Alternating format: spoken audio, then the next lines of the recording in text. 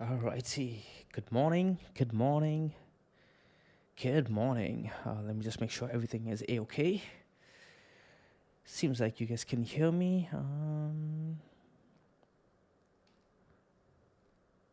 But the music, I don't think.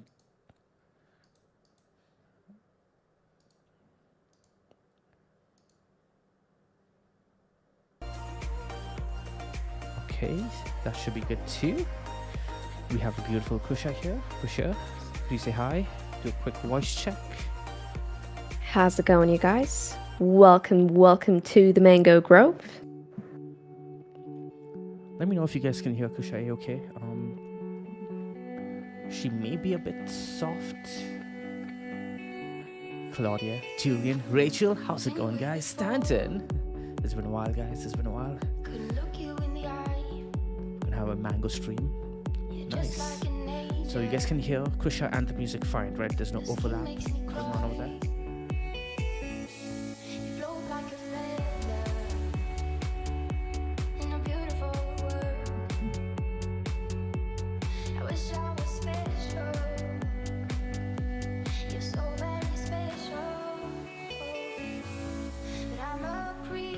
Awesome. While we wait, make sure to smash the like button. Let YouTube know that you guys love your mango juice.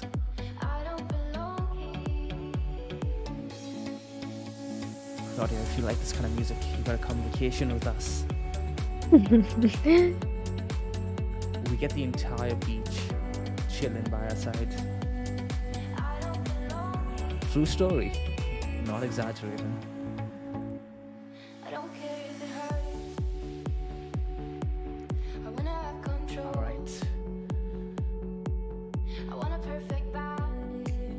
We're about to begin, but before we begin, any thoughts on Bitcoin? Bitcoin. Well, Bitcoin is still sideways. It's currently sitting. I mean, I'm not going to jump right into the analysis, but I'm still bullish. Still bullish.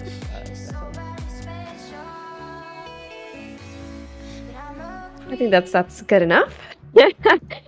Bullish or bearish? I think everyone wants to know that, right? There are things that we need to be concerned about. We're going to get into that today. We're going to talk about where we get concerned. I'll let the audience decide though. Do you guys want to start with a quick macro overview, or do you guys want to start with Bitcoin, altcoins, and then wrap up with what's going on the macro scene that we need to be concerned about? And when I say macro, I'm not talking about fundamentals here. I'm talking about the charts, macro charts. Right, so I'll let you guys decide while we wait. Set up. So either spam Bitcoin, or alts. Spam what you guys want. Either spam Bitcoin, spam alts, or spam macro. Claudia says Bitcoin, Michael. Sean, if you're talking to us, you're quite. Oh, am I? But people said I'm fine.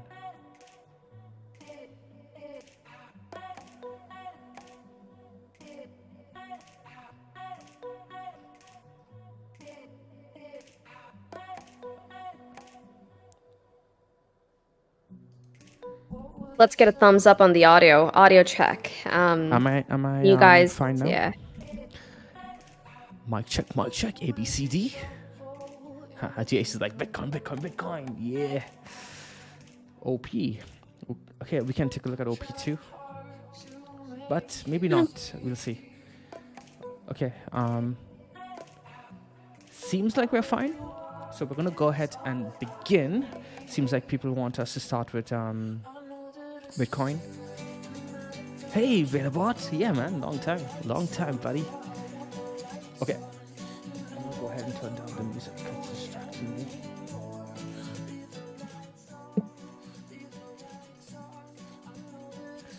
Alright, so the markets look like complete garbage at the moment, right? Complete garbage. You don't want to be taking any leverage trades to the upside at the moment. Your leverage trades should be directed towards the downside. If you are taking leverage trades, they need to be very, very low position size to handle the volatility that could come with a break of the high time frame trends. If you look at just the volatility and trend structure on the dashboard right over here, guys, you're going to see that we're short across all the lower time frames, and the mid time frames too are not looking too good. We only have the weekly and the monthly going in favor of Bitcoin and a few other good looking altcoins as well. I'll turn the music off, actually. That's a good idea, Nasir, at least for the beginning part of the analysis. So Bitcoin on the weekly is still looking good. So for spot buys, in my opinion, this is one of the best positions to be looking to accumulate, right? 28K to 27K, any move down to 25K too. We'll talk about that very, very soon though. So at the moment, again, we're starting with a dashboard analysis because we can do an overview of both Bitcoin as well as altcoins, right? If you go ahead and just look at the overall picture on the daily time frame, it's shot across all coins, most coins. If you want to allocate on all coins, guys, if you want to get spot positions on all coins, this is what I suggest you guys do. Go ahead and click on your Bitcoin filter right over here. That's going to filter your altcoins against Bitcoin. Okay. Then switch on over to your weekly time frame and look for coins that are doing well on the weekly time frame against Bitcoin. Okay. So you can see Sol is doing well, XRP is doing well, BCH is doing well, Tron, XLM. So this is how you filter out your opportunities. Okay. And then you go look at the charts. So it's not like you just look at this and you decide, okay, that's it, I'm going to buy XRP. No, you want to go and look at the charts too, right? So for me, Sol caught my eye. We've been looking at Sol for a while now, right?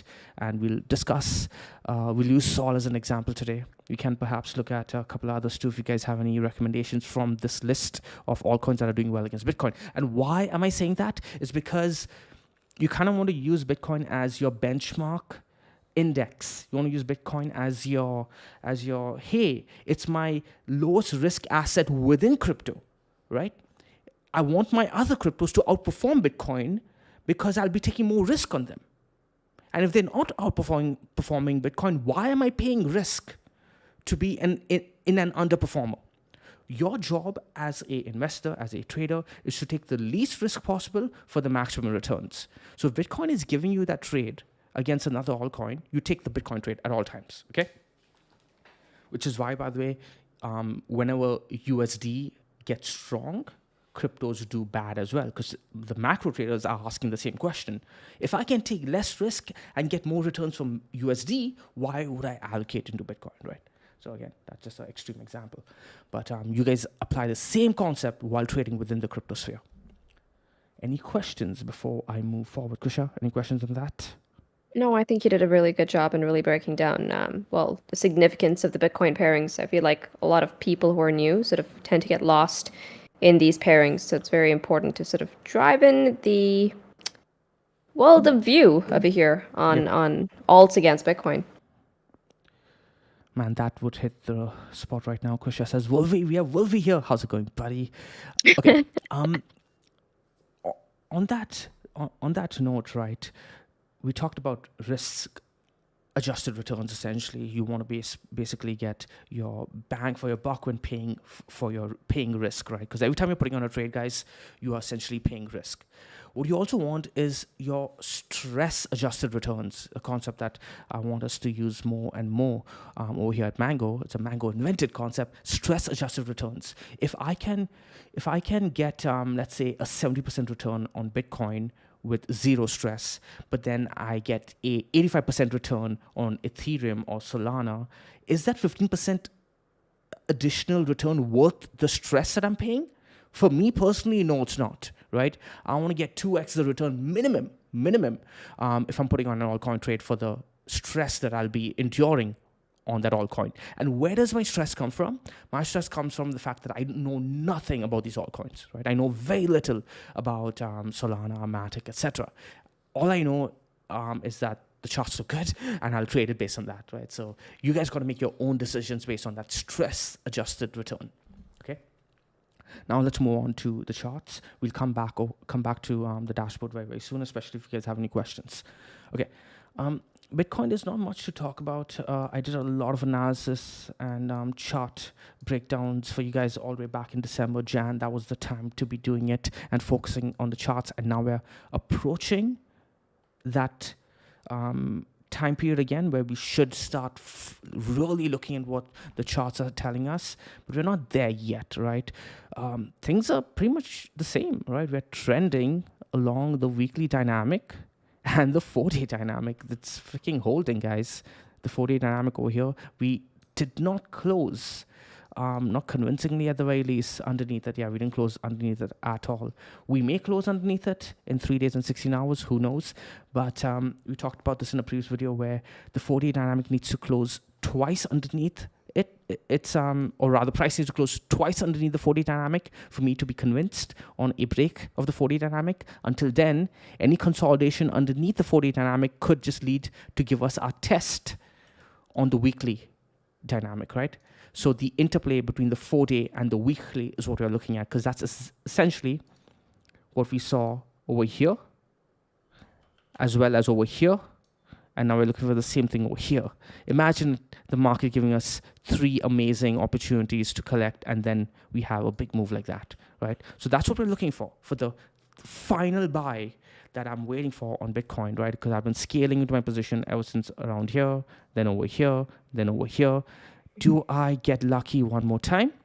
And we can also use that fortune or misfortune as a way to manage our risk. Because if we start closing candles underneath the weekly dynamic, you know that this trend, rising channel, could end. Its rise could end, and it could start its downtrend. And at that point, we'll be looking all the way down to 19K, potentially even back down to the lows. So Mango will flip bearish underneath the weekly dynamic, and we will stay bearish until we claim the weekly dynamic again. Very, very simple.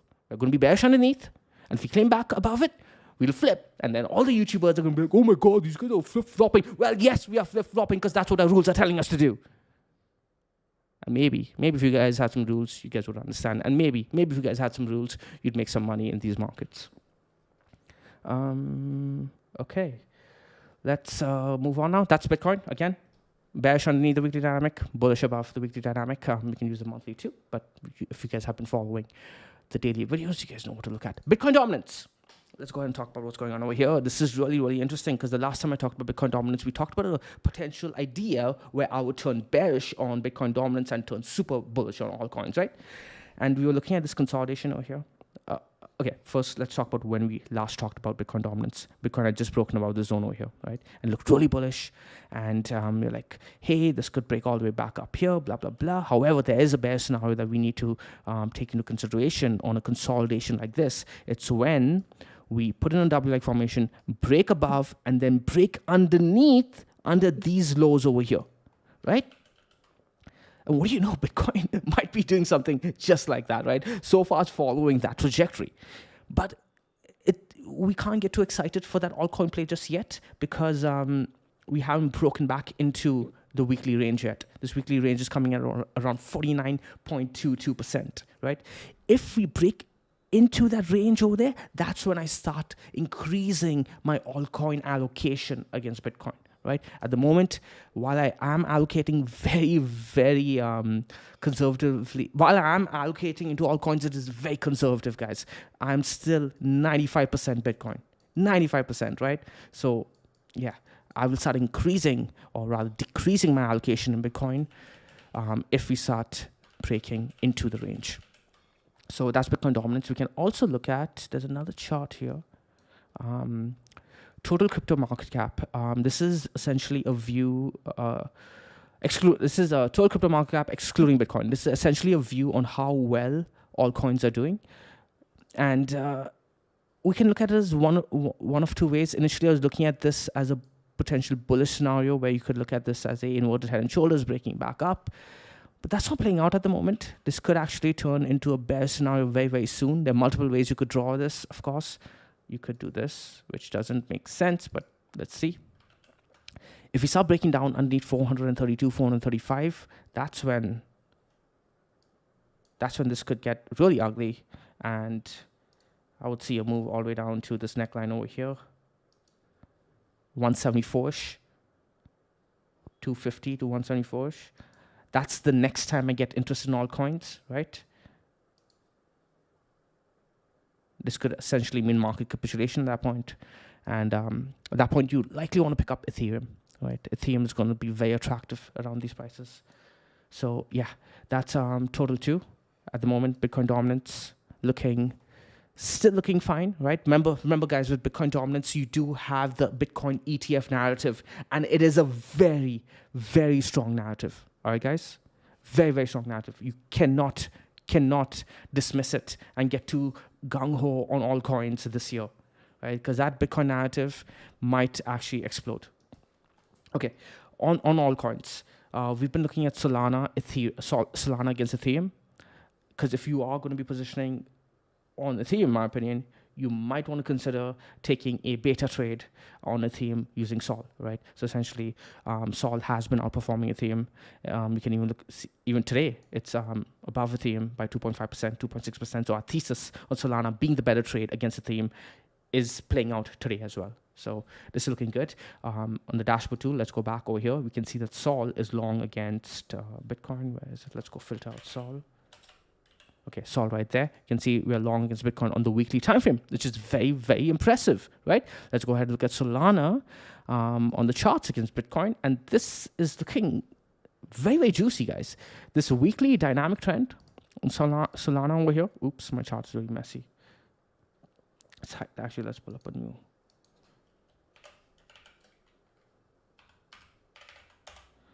Okay, this weekly trend on Solana has been respected for the longest time. We broke above it, and now we're holding this weekly dynamic. Considering market conditions, this is telling me something, okay?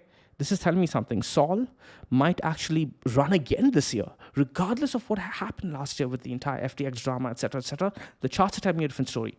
If we start losing these levels over here against Bitcoin, we start losing this level down over here, that's when I'll stop being as interested in Sol. But for now, very, very interesting. If we have a market capitulation move, okay, a market capitulation move where the entire market suffers and Sol takes another dip down over here, I will be buying this with Bitcoin, right? I will be buying this, and I will be managing that risk against this level. It's very, very easy because you have 1, 2 levels where it pushed off hard. Remember, guys, a core concept of support and resistance. When you see the market push hard off a key level, you respect that level. And now we've seen 2 pushes off the level, okay? We get one more, third push down here. Just take the trade. And if we lose that level, just exit, okay? Just exit. But you're essentially looking for something like this. Okay, that's all. Any questions, guys? Kusha, any thoughts? Quite liking Sol. I think Sol and Ethereum they have like a similar structure actually playing out. Sol USD also has like an ascending triangle that is sort of forming right now on like the weekly time frame. I'm not sure if you guys are catching that one, but Sol is looking good. Like it's looking ready, but not ready for the leverage yet. Ready for the long-term trades. Yeah, accumulating Sol. If you guys are already in that mindset where you've decided, you know what, I want to start accumulating altcoins, building that spot position, putting it into your hardware wallet, not a bad idea. Manage your risk though, okay? Just don't bag hold it.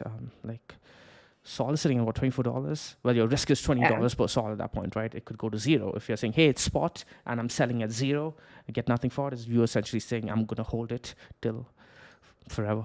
Okay, let's go ahead and talk about Dixie. Very, very similar story on Dixie over here, where we had drawn out some squiggly lines and Dixie's following those squiggly lines. If you guys do remember, we talked about how, hey, people are kind of getting overexcited on Dixie, but I think Dixie's fine as long as we hold the 104 region. And why did I say that? Is because it was very expected, is the word I want to use, very expected for Dixie to come and test these lower highs over here. You see these 2 wicks over here, guys? We're looking at the weekly time frame, the week of June 26th and the week of July 3rd, okay? Those 2 wicks. The market testing those lower highs over there was expected, right? We had drawn it as such right over here, okay? Testing those highs, and we're looking for a pullback. Now, the 2 variations are drawn. One is the squiggly yellow line, and one is this horizontal trend, or rather, this, what do I call this? This these straight lines, right? Yeah. So this is the variation we want. Okay, we want this to happen. That's bullish for alts. Bullish for crypto. If we see this, however, right? If we see consolidation around here, that's when we start getting concerned. You know why? It's because at that point we're threatening a break of this zone over here.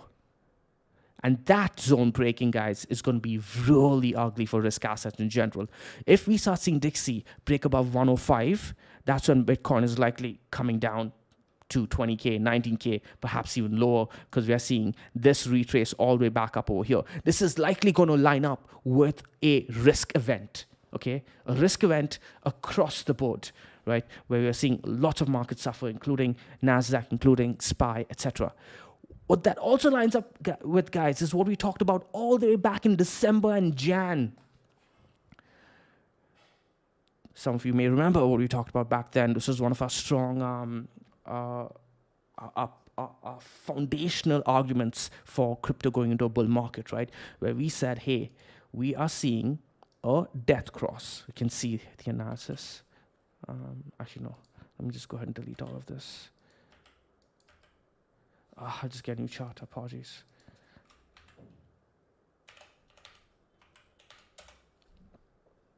Okay, so we talked about how we are seeing a death cross. Okay, we're looking at the daytime frame over here, and the death cross usually leads to crypto having a bull market, Bitcoin having a bull market, right? However, the death cross follows up with a recross of the golden cross, right? With another death cross. And that is when we start getting aggressive on our crypto positions, right? Now, we now got that recross. Maybe if Dixie breaks this channel here that's putting in and crosses, and then the risk event is intervened by the Fed, right? We get a risk event. Usually the recross is accompanied by a risk event. We did a historical analysis, right? And we went through every scenario all the way back in Jan. I'm not going to go through that today because it's going to take too long. But essentially, the idea is, I'm going to draw it out for you guys. We get a death cross, and then the markets consolidate, and we get a recross, and then we get a risk event, and then the markets dump again, or rather Dixie dumps again, right? So do we get something like that? Because if we see Dixie coming all the way back down later, down to like 90-ish, that's when crypto really explodes. But for now, we are pressuring the recross. So we are still ways off from the big event, And if you guys remember, again, back in Jan, we talked about how there's a matrix, right? 4 stages. Aaron brought this up in Seed, right? And the parabolic stage is here, right? We're going like this. And we are still in this stage here, guys. We are still in this stage. There's a ways off before we get to this stage, right? So, gotta be patient. Gotta be patient. Okay, so that's Dixie. Any questions on this before I move on? I know, this is all really convoluted, but hey, if the markets were easy, everyone would be making money. Everyone would be millionaires. I'm just trying to go through everything with you guys. All right. Seems like everyone's on the same page. Let's move on. We'll talk about a few things that are pressuring the market at the moment. The 10-year yield is breaking past a bull flag over here on the monthly freaking time frame. So the higher this goes, guys, the tighter liquidity conditions are going to get, okay? Now, we've been talking about yields since 2021. I haven't brought it up over the past 2 years because it became a big meme to talk about in crypto. But at this point, we should get a tad bit concerned. Bill Gross came on CNBC recently, or was it Bloomberg? No, Bloomberg. And he also wrote a great tweet. You guys should be listening to this guy. Very few people do listen to him in the crypto sphere because they probably don't know how relevant he is. He is known as the Bond King. Pick up his book.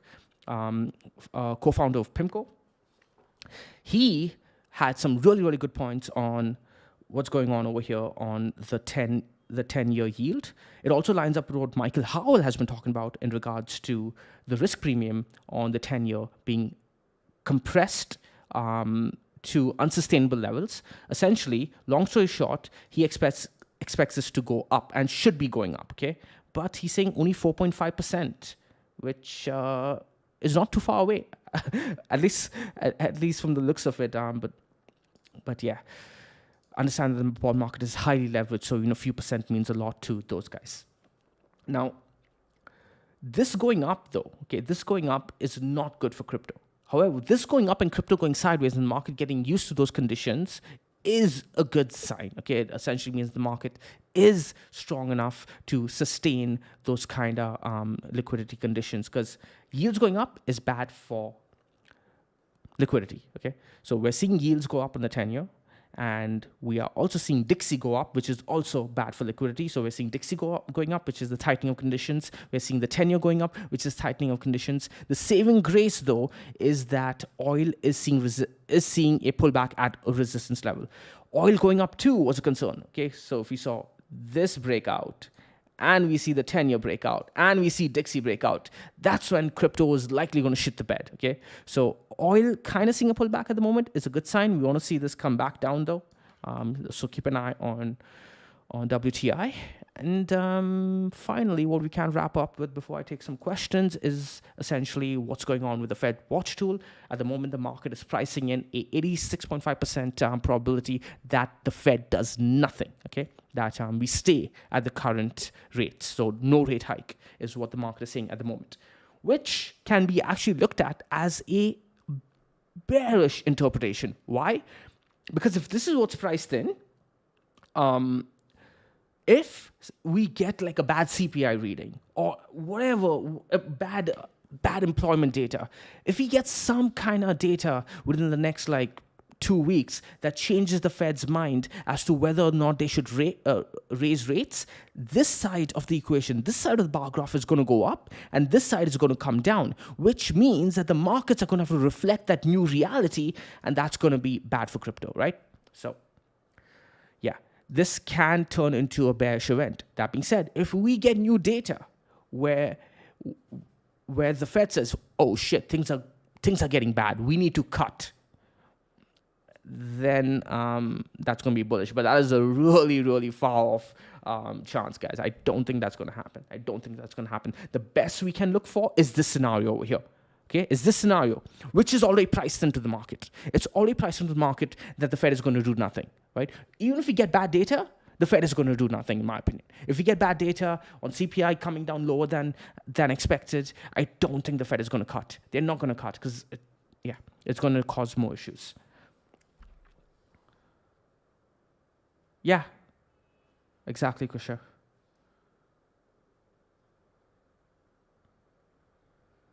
Kusha says, considering oil is going up, I won't be surprised if CPI comes in slightly above expectations. CPI could come in lower because of shelter being lagging and now beginning to come into the data as well, and shelter has been coming down. But again, we are not trying to be macro experts, so we're just looking at the charts and looking at the data, right? And we're basically looking at the data and saying, hey, this is what the market is expecting, and the charts are already representing that. What can we do with that? And what we are seeing at the moment is that markets are coming down to support. Okay, we've not lost the support yet. If we lose the support, we'll flip bearish, period. We don't want to have an opinion on the macro market. We trade what the charts are telling us. It keeps us safe. It has kept us safe through COVID. It has kept us safe through this entire bear market. It will continue to keep us safe. People having an opinion on the markets and what the market should do is what causes trouble for everyone, right?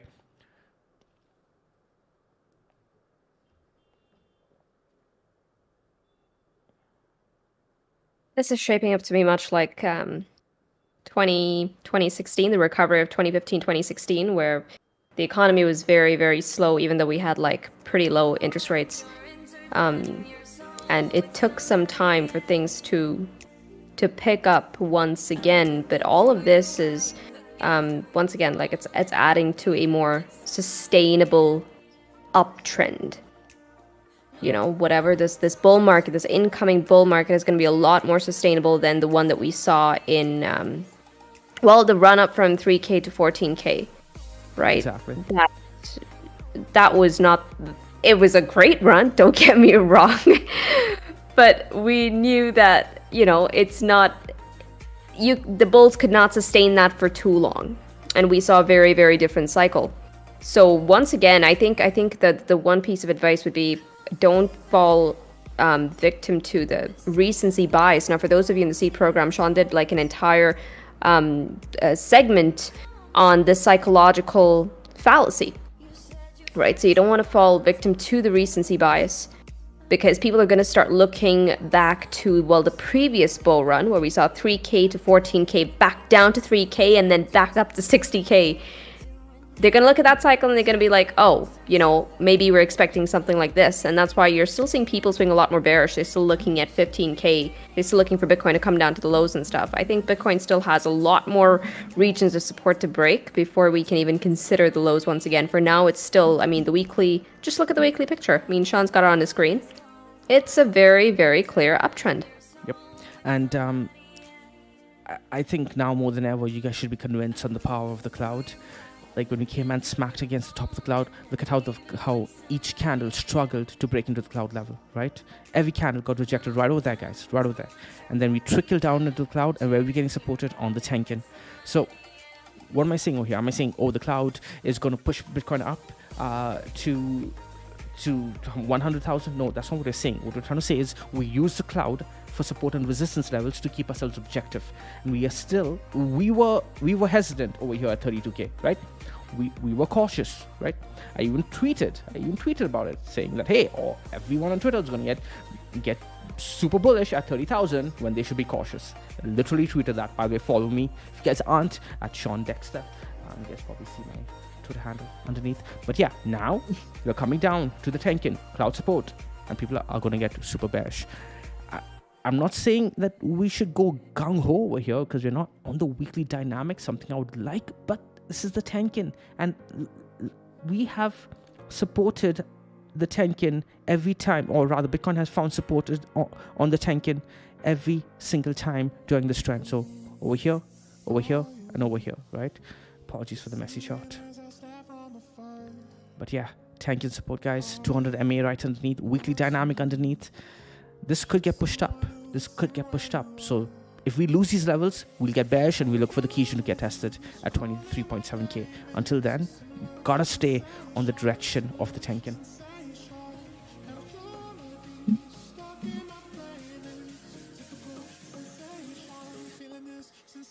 Yeah, exactly. So Aaron says, so I think you also had a scenario where we might go sideways, going along the bottom of the cloud. For that, I'm going to go ahead and pull up a cleaner chart.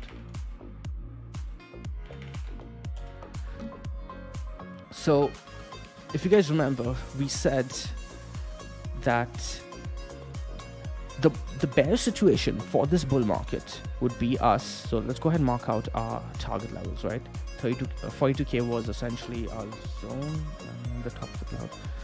So I had a zone marked out in December, where I said, hey, if Bitcoin comes up to this region over here, and if we do it leading into the Kumo twist, like if we had Bitcoin go like this, like super fast into the zone, I would be selling. Like I would be very quick to sell most of my Bitcoin.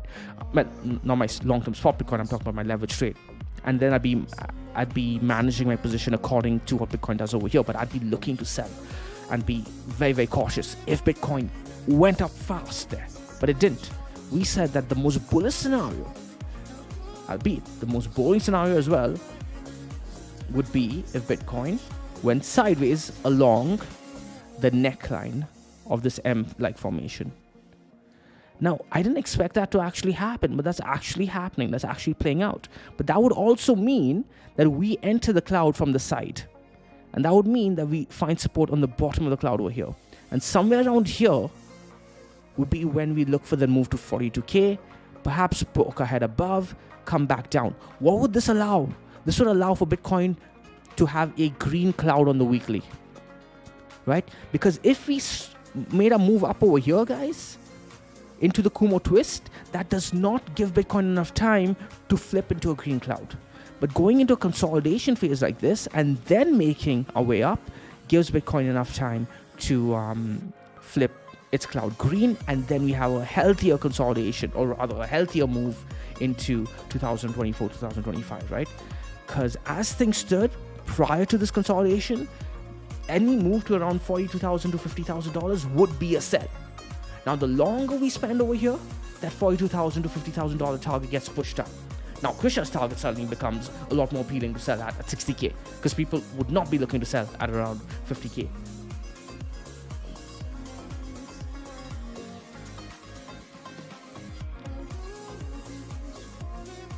How can you say I am too bullish?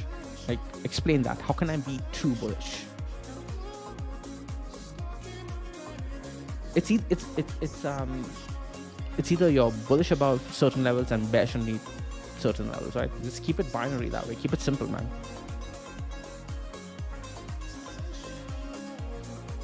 For those of you who are going to be watching this later, I'm replying to Wish You Well's question, saying you're too bullish. Scary things will happen first.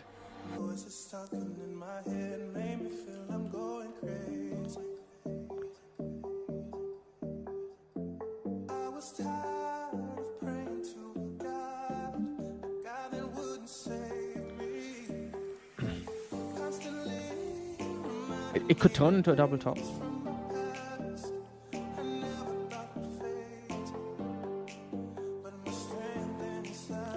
So Oha says, Mango Crypto were bullish from the bottom where I was a skeptic. Great call. Indeed, my man. Thank you. It's good to see some appreciation. See, your double top thesis, man, could definitely come to fruition if we break this neckline, right?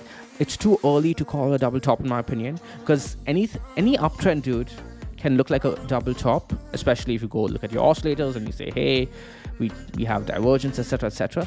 But even oscillators could definitely be wrong. Divergence could be definitely wrong, because you come down over here to the neckline, and so breaking the neckline, what ends up happening is you just tap into the liquidity over here and you push up, right? And then you're like, oh, hey, this is such an obvious uptrend. And that's what it looks like, right? Look at this uptrend, right? At the time, though, people were very, very bearish. Like, every time price comes down to test the trend, people get really, really bearish. Hunting for the high low is so psychologically difficult. So psychologically difficult, but you gotta hunt for it anyways. And if you don't hold the high low, that's when you get bearish. So where's the high low at the moment? Here, right? Here. So let's say we put in a low. Oops, not bad. Okay. So let's say we put in a low, put in a high, put in a low, put in a high. Everything got super, super bearish because the high was not as strong as before. Didn't get people's emotions caught up. We come back down. They're like, all right, this is going to break down. This is going to break down. This is going to break down. And boom, right? That's what you trade for. That's the risk you are paying. However, if it comes down, you buy over here, and then it breaks, you just take your loss like a man and move on, dude. Move on, and then play for the next trade. So that's what I'm trading. There's no too bullish or too bearish. There's a thesis, and you're playing that thesis.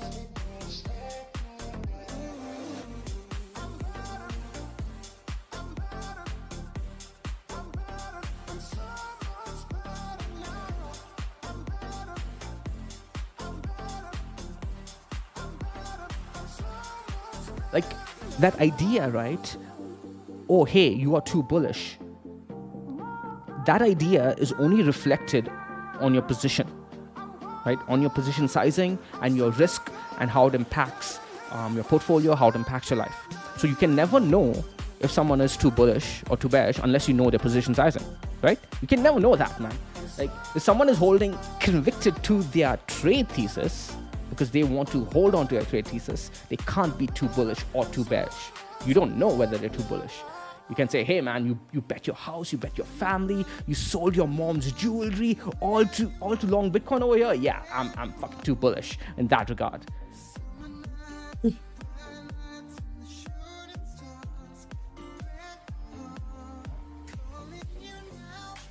But even Dixie is holding to a thesis, right? Like, see, Dixie, as long as underneath this region over here, I'm not worried. And it's not like once you start making excuses for your thesis after the fact, that's when you can say, okay, you know what, man, you're just being irrational, you're too bullish, you're finding reasons to be bullish. But we had drawn all of this way ahead of time. So, big difference, man, big difference.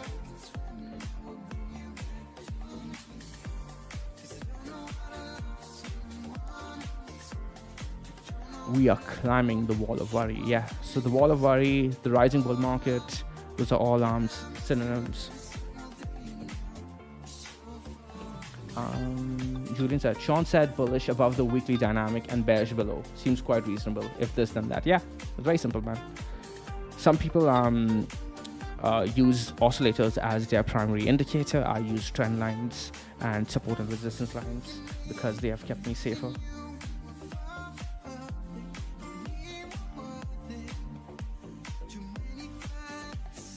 Hey Kerubin, how's it going, man? You are very welcome.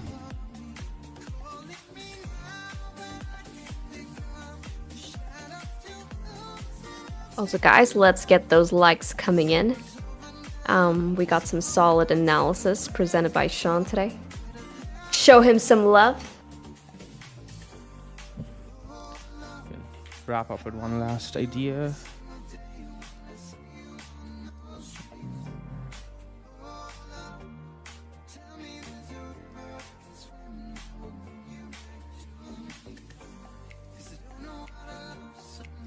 Where was it? Too many charts, man.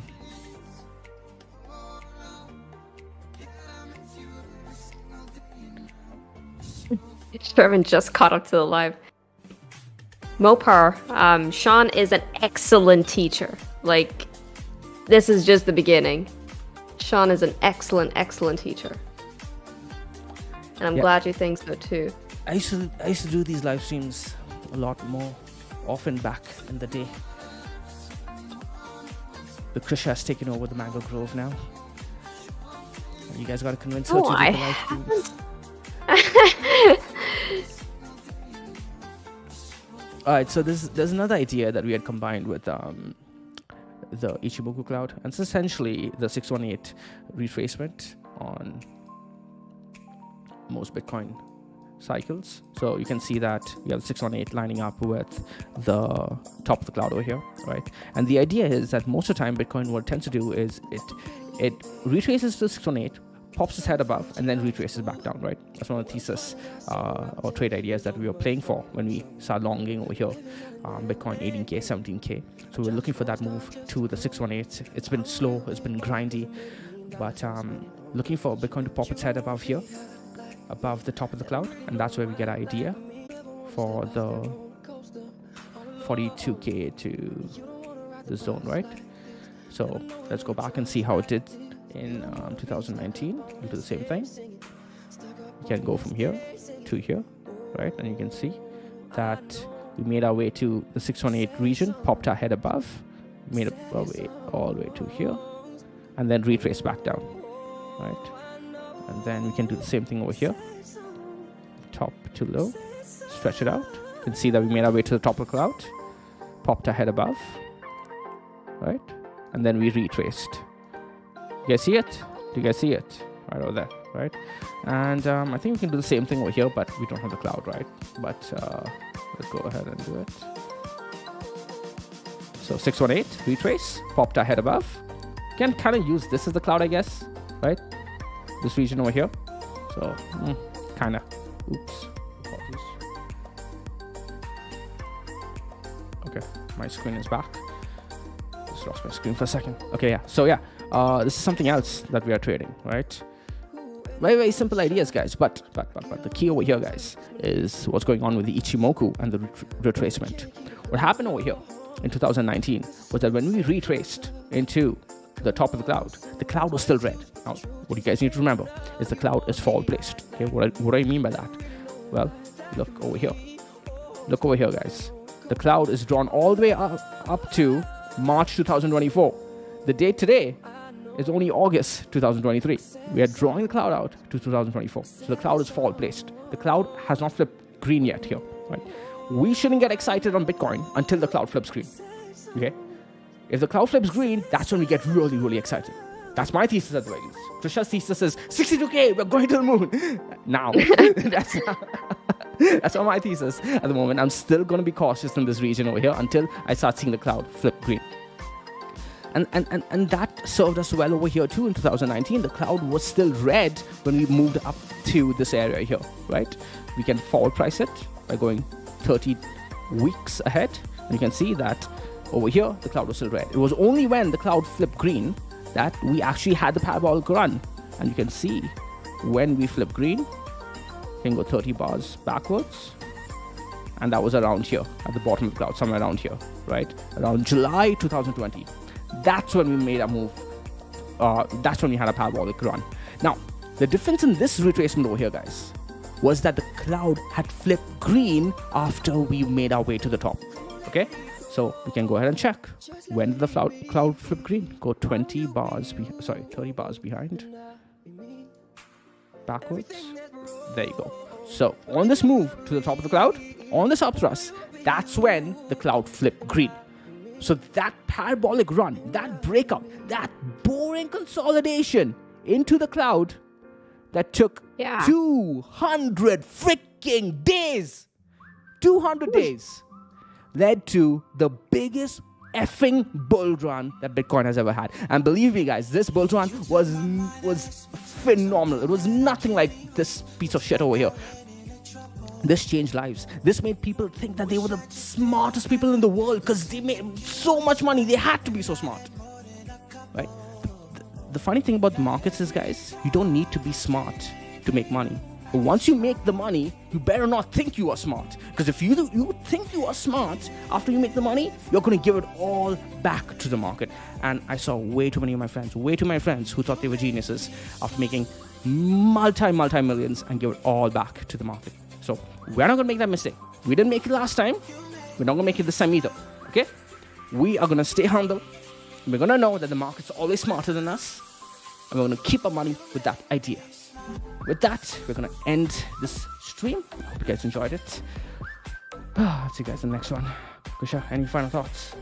No, that's good. You've covered everything. That was a good analysis. Don't forget to hit the like, guys. And if you guys want more streams like this, let us know in the comments, of course. And yeah, we'll see you guys in the next one. Until then, do the mango way, do the easy way, do the stress-free way. Ciao, and thank you all for joining.